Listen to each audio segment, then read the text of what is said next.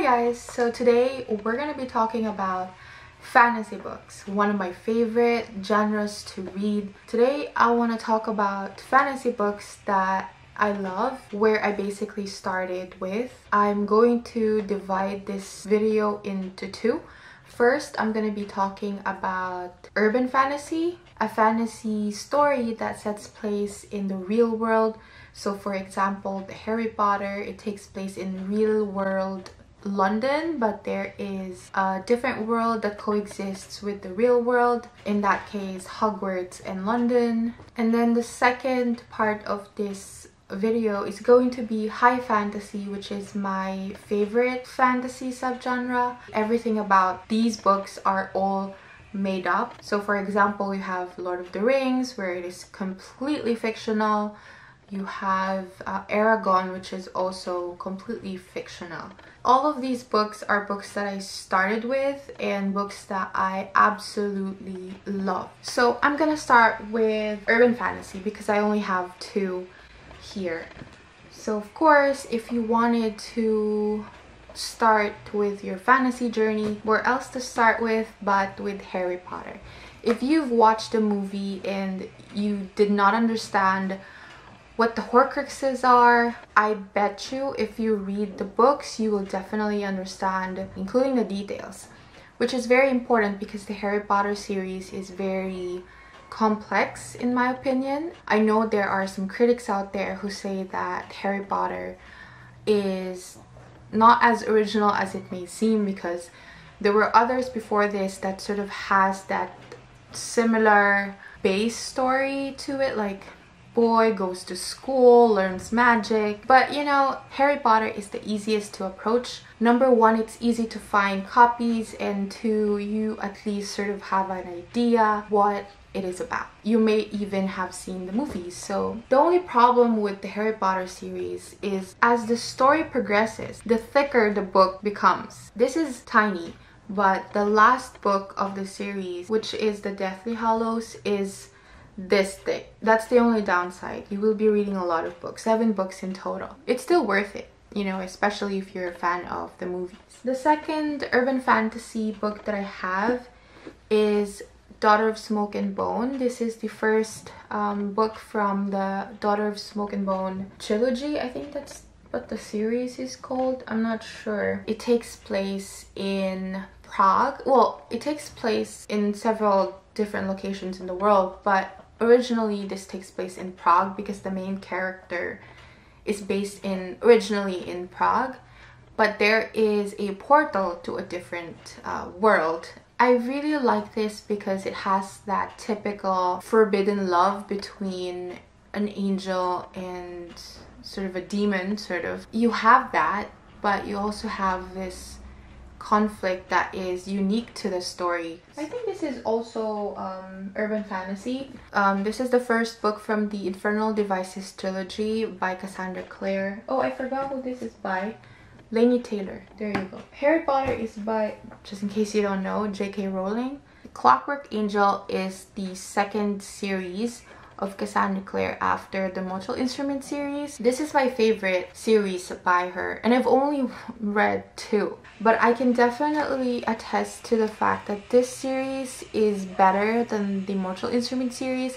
And if you wanted to read anything by her, it is quite intimidating now because she has like a lot of series from this entire world of Shadowhunters. So if you don't know where to start with, I definitely recommend starting with the Infernal Devices trilogy, especially with this book. This is the first one, called Clockwork Angel. There is a love triangle in this book. Whenever there's a love triangle, I often find myself siding with one of the choices, like one of the men.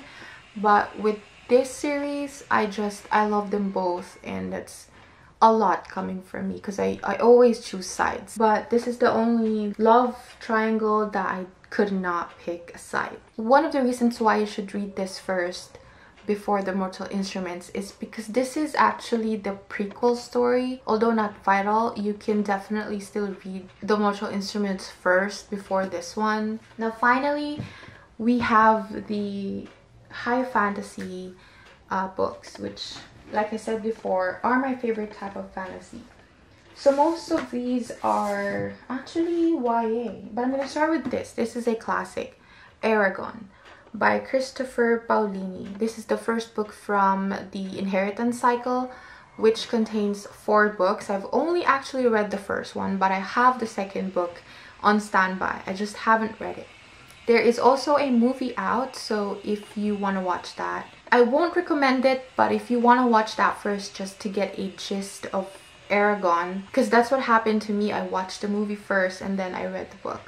But the book is definitely better. Like I said, similar with the Harry Potter, you won't know the details. You might not even understand it 100% unless you read the book. One of my favorite dragon books. I love the bond that this book created between the protagonist character and the protagonist dragon. And this is about Eragon, who is tasked to tend to a rare dragon because dragons no longer exist at this point. The first book, especially with the first part, you have to deal with character building. So the first half of Eragon is pretty annoying because you see the usual proud character, egoistic, so it's really annoying to read from his perspective at the beginning. As you know, as you go along his journey, you see the changes in his perspective, his attitude. It's just nice to see progression as you read along. Most of the characters from Eragon the movie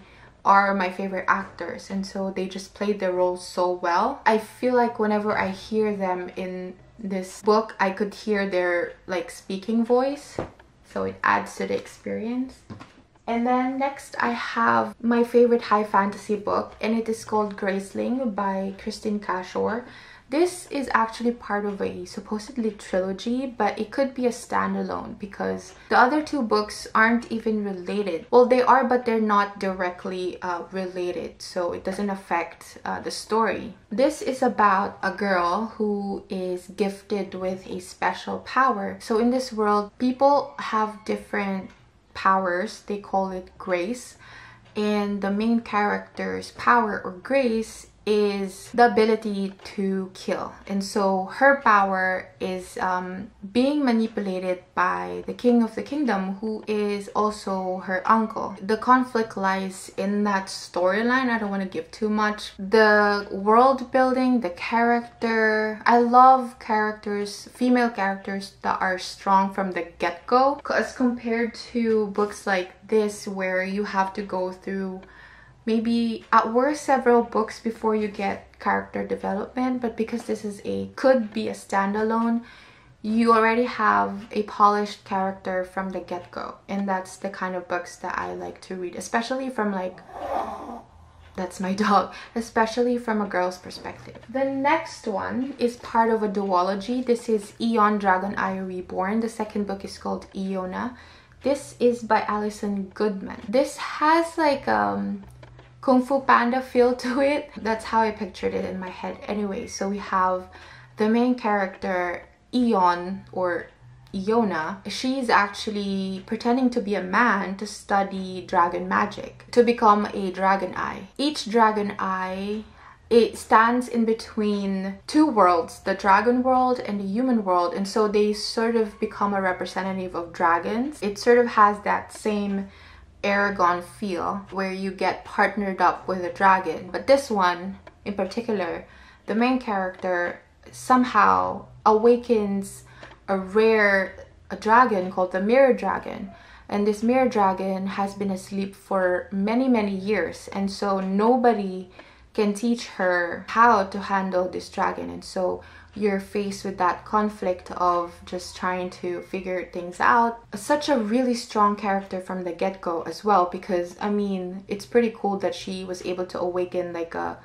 1,000-year-old dragon. To be able to do that is quite impressive from the start. Now, the last book that I want to talk about is different. This is gonna be, it's still YA, I think, but I don't really consider this YA. It's very different how it was written, how the author kind of approached fantasy. There is no love story in this series, and it's called the Inheritance Trilogy. I actually don't have the first book, which is the 100,000 Kingdoms, because I lost it. But this is the first book here. And I actually read that first because I thought this book is a trilogy. Well, it is a trilogy, but it could be a standalone because each of the books have different characters, which takes place several years later. But each of them are really, really good and very diverse, very complex. So different from fantasy books that I've read so far. If you wanted to read a fantasy book but wants to challenge yourself, I really recommend this series, this trilogy, especially with the first and second book because they're so good. I think the first book is my favorite. Yeah, the first book is definitely my favorite. There is a little bit of taboo here, I would say. It's passable, you know, it's not as shocking. You can look past it. There you go.